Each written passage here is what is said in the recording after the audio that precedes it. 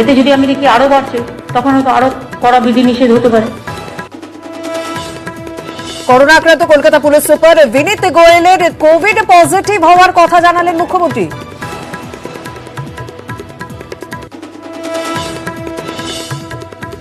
ভারতে কার্যত corona tsunami, একদিনে আক্রান্ত প্রায় 91,024 ঘন্টায় মৃত্যু 325 জনের। দেশে ওমিক্রন আক্রান্তের সংখ্যা বেড়ে 2,630।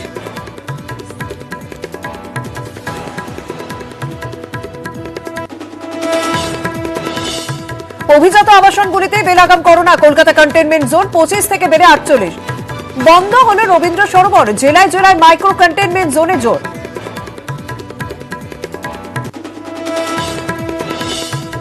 প্রধানমন্ত্রীর নিরাপত্তা নিয়ে উদ্বিগ্ন রাষ্ট্রপতি কোবিন্দের সঙ্গে দেখা করলেন মোদী। তদন্ত কমিটি তৈরি কংগ্রেস শাসিত পাঞ্জাব সরকারের সুপ্রিম কোর্টে গড়ালো মামলা, শুক্রবার শুনানির সম্ভাবনা।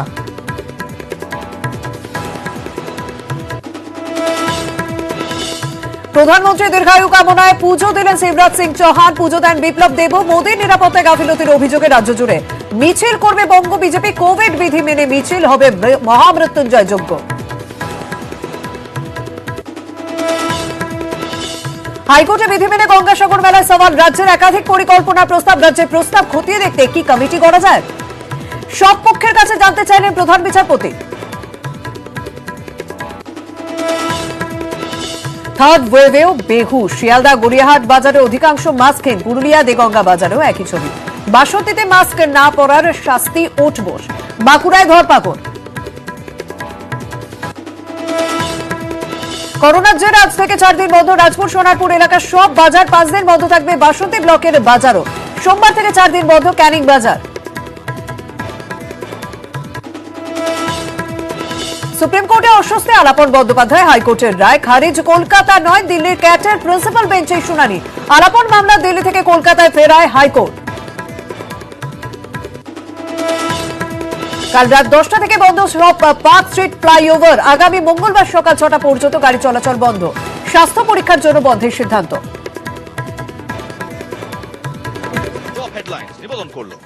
রাইস স্মার্ট, সরকারি চাকরির প্রিপারেশনের একমাত্র কমপ্লিট অনলাইন লার্নিং প্ল্যাটফর্ম। প্রধানমন্ত্রীর নিরাপত্তায় গাফিলতির ঘটনায় উদ্বিগ্ন রাষ্ট্রপতি। গতকালই আমরা দেখেছিলাম যে কেন্দ্রীয় স্বরাষ্ট্র মন্ত্রকের পক্ষ থেকে রিপোর্ট পেশ করা হয়েছিল এবং এই ঘটনায় এবার উদ্বেগে রাষ্ট্রপতির সঙ্গে আজ প্রধানমন্ত্রীও দেখা করেন। আগেই প্রধানমন্ত্রীকে ফোন করেন রাষ্ট্রপতি।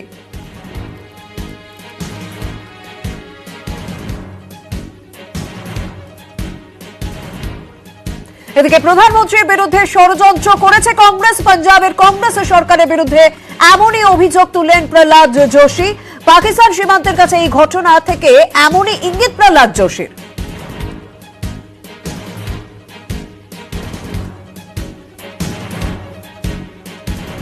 इसका अर्थ यही है कि पाकिस्तान के बॉर्डर में जानबूझकर इन लोगों ने ये व्यवस्थित ये कॉन्स्पिरेसी किया था, इसलिए प्रधानमंत्री जी ने ऐसे कहा है। मीडिया का जो क्लिपिंग्स आ रहा है उस पे एकदम क्लियर है, it is very very clear, crystal clear that it is very well planned, well hatched conspiracy engineered by the Congress party and it's government at the Punjab. এদিকে ঘুরিয়ে কেন্দ্রীয় গোয়েন্দাদের গাফিলতির অভিযোগ কংগ্রেস নেতা এবং ছত্তিশগড়ের মুখ্যমন্ত্রী ভূপেশ বাঘেলের। आपको तो भटिंडा से फिरोजपुर आपको हेलीकॉप्टर में जाना था, बाय रोड तो कंटिजेंसी था। पंजाब सरकार को जो जानकारी दी गई उसे कार्यक्रम स्थल 3 जगह सुरक्षा की जिम्मेदारी दी गई थी। उन 3 जगहों में जो आवश्यक अधिकारी उसकी नियुक्ति की गई थी। अचानक एयरपोर्ट में आप कहते हम बाय रोड जाएंगे और बाय रोड आप 100 किलोमीटर चले भी गए। अभी तक कोई प्रधानमंत्री 130-40 किलोमीटर बाय रोड गया? आपके आईबी, सीबीआई, आपके पास तो सुरक्षा के बहुत सारे एजेंसी हैं, वो क्या कर रहे थे? आपने उस पर क्या कार्रवाई की? और प्रधानमंत्री किस प्रकार से कार्यक्रम कैसे बना दिया आपने? जब मौसम खराब है तो प्रधानमंत्री की जान को आप जोखिम में डाल देंगे आप। কৃষি আইন প্রত্যাহারের পরেও এখনো পাঞ্জাবে কৃষকদের বিক্ষোভ ঠিক কেন? প্রকৃত ঘটনা জানতে তদন্ত করুক কেন্দ্র, মন্তব্য তৃণমূল সাংসদ সৌগত রায়। দেশের প্রধানমন্ত্রী একটা ফ্লাইওভারের উপর 20 মিনিট আটকে রইলেন, এটা একটা মেজর সিকিউরিটি ল্যাপস, নিরাপত্তা ব্যবস্থায় বড় গলত। যেখানে প্রধানমন্ত্রীর জনসভা সেখানে 70,000 লোকের চেয়ার ছিল, 700 লোকও নাকি আসেনি, যেটা পাঞ্জাবের মুখ্যমন্ত্রী বলেছেন। সেটা এড়াবার জন্যই কি প্রধানমন্ত্রী ফিরে চলে গেলেন? কৃষি বিল প্রত্যাহার করার পরও এখনো কৃষকদের এত প্রচন্ড বিক্ষোভ পাঞ্জাবে হচ্ছে কেন? রাজনৈতিকভাবে এটা প্রশ্ন। কারণ আমার মনে হয় পুরো ব্যাপারটাই দরকার হলে কেন্দ্রীয় সরকার তদন্ত করুক এবং দেশের মানুষ জানুক। গতকাল কংগ্রেসের পক্ষ থেকে যে অভিযোগ করা হয়েছিল যে 70,000 বসার জায়গা করা হয়েছিল নরেন্দ্র মোদীর সভায়, কিন্তু 700 মানুষ হয়নি, যে কারণে সভা বাতিল করেছে বিজেপি। কংগ্রেসের পক্ষ থেকে গতকাল এই খোঁচা দেওয়া হয়েছিল। আজ তৃণমূলের বক্তব্যেও সেই প্রসঙ্গ শোনা গেল, যদি এই ফাঁকা সভায় শপথ বাতিলের যুক্তি খারিজ করে দিলেন বিজেপির রাজ্য সভাপতি সুকান্ত মজুমদার। অভূতপূর্ব ঘটনা ঘটলো ভারতবর্ষের ইতিহাসে। আর বিরোধীরা যে অপপ্রচার করছেন যে সেখানে লোক ছিল না, যারা এই কথা বলছেন তারা হয় রাজনৈতিকভাবে খুবই নবিশ, কারণ যদি লোক না থেকে থাকে তাহলে পাঞ্জাব সরকারের উচিত ছিল বা কংগ্রেস সরকারের উচিত ছিল রাস্তা ফটাফট ক্লিয়ার করে দিয়ে মাননীয় প্রধানমন্ত্রীকে সেই ফাঁকা মাঠে সভা করতে দেওয়া। রাজনৈতিক সেন্স তাই বলে। যদি তারা সেটা না করে থাকেন তাহলে তাদের রাজনৈতিক বুদ্ধির অভাব বলে সবাই মনে করবে। এদিকে প্রধানমন্ত্রীর দীর্ঘায়ু কামনায় আজ দেশের বিভিন্ন প্রান্তে পুজো দেওয়া হলো। শিবরাজ সিং চৌহান তিনি পুজো দিলেন ভোপালে গুফা মন্দিরে। এদিন সকালে বিশেষ পুজো দেন তিনি।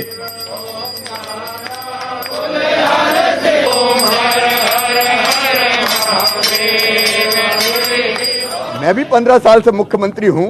जब कांग्रेस की सरकार थी और तत्कालीन प्रधानमंत्री आते थे तो हर पल की चिंता हम करते थे। उस समय अगर भारत के प्रधानमंत्री की तरफ कोई उंगली उठाता था, मैं अमेरिका गया था तो मुझे पूछा कि भारत के प्रधानमंत्री तत्कालीन मनमोहन सिंह जी अंडर अचीवर है। मैंने कहा भारत के प्रधानमंत्री है, वो अंडर अचीवर नहीं हो सकते, भारत का गौरव है। लेकिन राजनीतिक विद्वेष इतना कैसा कि कांग्रेस प्रधानमंत्री की जिंदगी से खेल जाए। मैं मैडम श्रीमती सोनिया गांधी और राहुल गांधी जी से कहना चाहता हूं, राजनीतिक मतभेद ऐसा नहीं होता कि विद्वेष की अग्नि में आप जल उठो। वो देश को संकट में डालने की कोशिश ना करें, भगवान उनको सद्बुद्धि दे।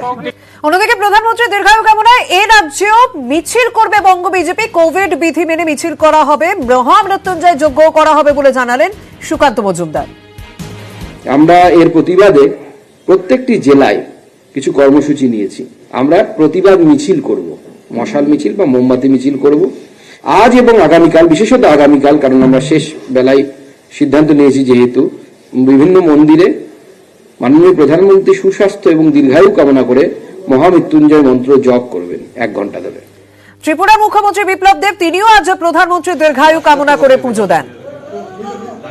শিবরাজ সিং চৌহান, বিপ্লব দেব এবং এই রাজ্যেও বঙ্গ বিজেপি মিছিল করবে এবং কোভিড বিধি মেনে প্রধানমন্ত্রীর দীর্ঘায়ু কামনা করে পুজো দেন বিপ্লব দেব।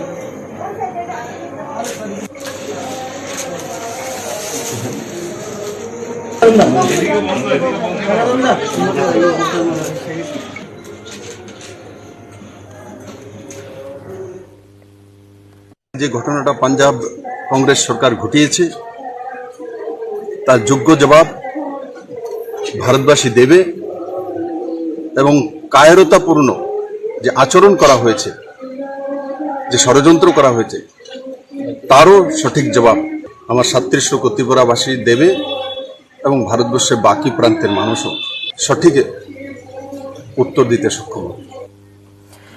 যেভাবে করোনা সংক্রমণ বাড়ছে সেই পরিস্থিতিতে দাঁড়িয়ে গঙ্গাসাগর মেলা হবে কিনা সেই নিয়ে আদালত পর্যন্ত বিষয়টি গড়িয়েছিল। গঙ্গাসাগর মেলা নিয়ে জনস্বার্থ মামলার শুনানি শেষ হয়ে গেছে, আপাতত নির্দেশ স্থগিত রাখলেন কলকাতা হাইকোর্টের প্রধান বিচারপতি। বিস্তারিত জানবো, আমাদের সঙ্গে রয়েছেন প্রতিনিধি অর্ণব। অর্ণব, কি বলা হলো? চলতি বছরের জন্য গঙ্গাসাগর মেলা হবে কি হবে না তার ভাগ্য এই মুহূর্তে ঝুলে রয়েছে কলকাতা হাইকোর্টের প্রধান বিচারপতি ডিভিশন বেঞ্চে। এবং দুই পক্ষের সওয়াল জবাব অর্থাৎ জনস্বার্থ মামলাকারী ডক্টর ফোরাম, অন্যদিকে রাজ্যের অবস্থান বা তাদের বক্তব্য জানার পর এই মামলা শুনানি আর শেষ করেছেন প্রধান বিচারপতি।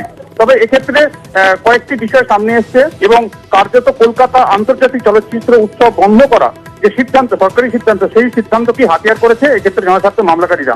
তারা বলছে 5 জন বা 4 জন অভিনেতা অভিনেত্রী আক্রান্ত হওয়ার জন্য যদি 50,000 সমাগমের আন্তর্জাতিক চলচ্চিত্র উৎসব আপাতত বন্ধ হতে পারে, তাহলে 5 লক্ষ মানুষের সমাগম যে মেলায় হবে গঙ্গাসাগর, সেখানে কেন রাজ্য মেলা বন্ধ করছে না?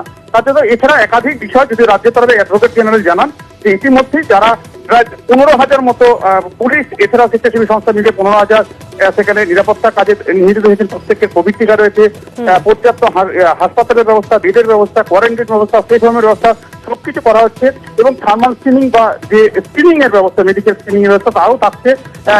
রাজ্য যে ব্যবস্থা করে নিয়েছে তাতে কোনোভাবেই কোভিড সংক্রমণ ছড়াবে না। মেলা একটা করা ধীরবিধির মধ্যে দিয়ে করা যায় চলতি বছরের জন্য। সব মিলিয়ে শুনানি শেষ হয়েছে, প্রধান বিচারপতি কি নির্দেশ দেন সেদিকে তাকে সব পক্ষ, অর্থাৎ গঙ্গাসাগর মেলা চলতি বছরের জন্য হবে কিনা সেই ভাবনা এখন কলকাতা হাইকোর্টেই জুড়ে রয়েছে। একদম, অনেক ধন্যবাদ। এদিকে কিছুক্ষণ আগেই আজ সাংবাদিকদের মুখোমুখি হয়েছিলেন মমতা বন্দ্যোপাধ্যায় এবং তার বক্তব্যে করোনা নিয়ে তিনি উদ্বেগ প্রকাশ করেছেন। গত 7 দিনে রাজ্যের সংক্রমণ বেড়েছে, আগামী 15 দিন ভীষণ গুরুত্বপূর্ণ বলে জানালেন Mamata Bandyopadhyay. Number of person affected in last 7 days 45,417, মানে ওই এক একটা ফ্যামিলি 10 জন 20 জন হয়ে যাচ্ছে।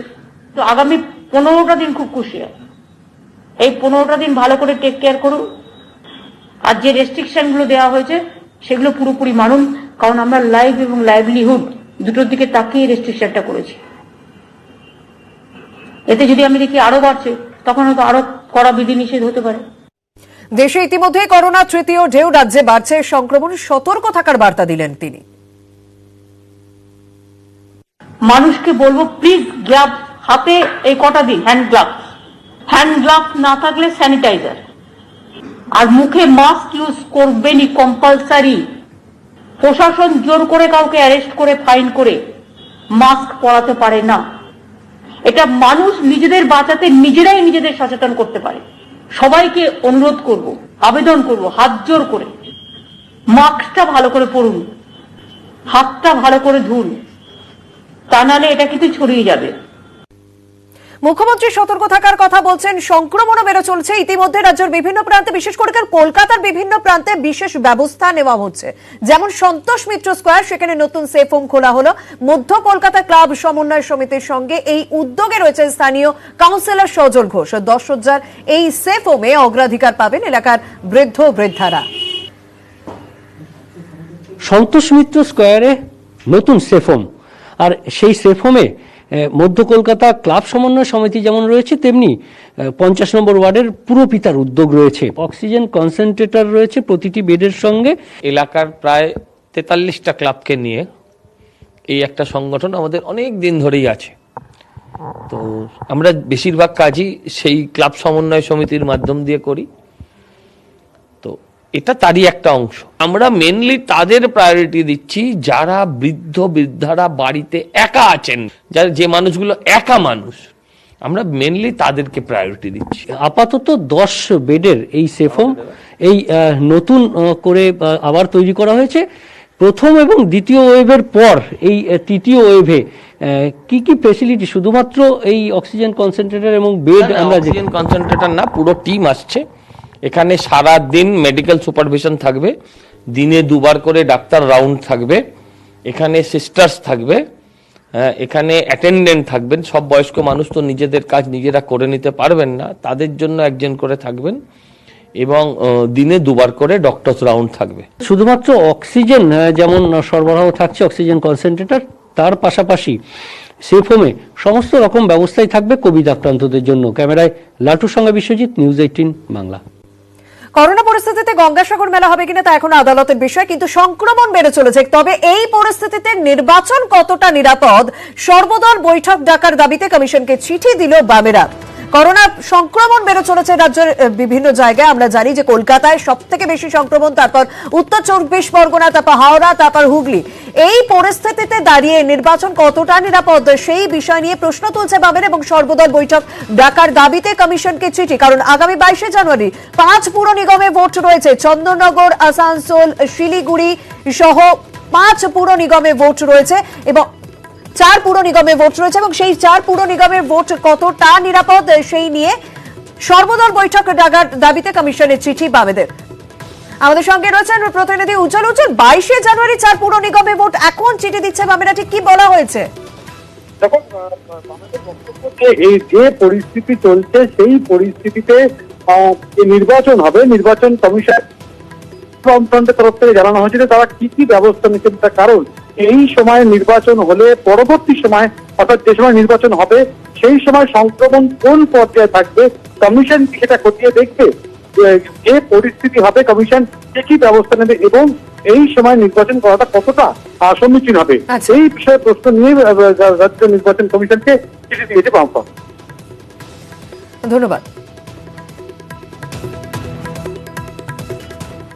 একটা বিশেষ ঘোষণা আপনাদেরকে জানাবো, কারণ রবিবার কলেজ সার্ভিস কমিশনের পরীক্ষা রয়েছে, যে কারণে বাড়তি ট্রেনের ব্যবস্থা করেছে, বিশেষ ব্যবস্থা করেছে পূর্ব রেলের শিয়ালদা ডিভিশন।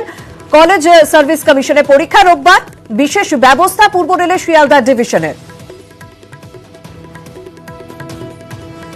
একই করোনা পরিস্থিতিতে আমরা জানি যে ভোর 5টা থেকে রাত 10টা পর্যন্ত ট্রেন চলছে। যদিও রবিবার অনেক ট্রেন বাতিল থাকে, তবে এই মুহূর্তে যা খবর রয়েছে, রবিবার কলেজ সার্ভিস কমিশনের পরীক্ষায় বাড়তি ট্রেনের ব্যবস্থা করেছে পূর্ব রেলের শিয়ালদা ডিভিশন। আমাদের সঙ্গে রয়েছে প্রতিনিধি শানিক। কি খবর রয়েছে? দেখো, যেভাবে কোভিড পরিস্থিতিতে ট্রেন কমানো হয়েছে তাতে আগামী রবিবার যখন কলেজ সার্ভিস কমিশনের অ্যাসিস্ট্যান্ট প্রফেসর পদের জন্য পরীক্ষা রয়েছে, সেই পরীক্ষার দিন কিন্তু অতিরিক্ত চাপের একটা আশঙ্কা করা হয়েছিল রেলের তরফে। সেই জন্য রবিবার দিন যে ট্রেনগুলো অন্যান্য সময়ও বাতিল থাকে, সেই সমস্ত ট্রেন যাতে ওই দিন চলে সেই সিদ্ধান্ত নেওয়া হয়েছে পূর্ব রেলের শিয়ালদা ডিভিশনের তরফে। শিয়ালদা মেইন শাখা এবং শিয়ালদা দক্ষিণ শাখা মিলিয়ে যে কটি ট্রেন রবিবার দিন বাতিল থাকে, সমস্ত ট্রেন সকাল 7টা থেকে বিকেল 3টে পর্যন্ত চলবে, এমনটাই আপাতত সিদ্ধান্ত নেওয়া হয়েছে। তাতে যে অতিরিক্ত চাপ, সেই অতিরিক্ত চাপ এড়ানো যাবে এমনটাই কিন্তু রেলের তরফে মনে করা হচ্ছে। ধন্যবাদ। এসআরএমবি রিয়েলেজ কিনলে জিততে পারি 5 লাখ টাকার সোনার গয়না আর প্রতি সপ্তাহে গোল্ড ভাউচারও। এসআরএমবি রিয়েলেজের সুবর্ণ সুযোগ উৎসব, বাড়ি সাজান, আপনিও সাজুন।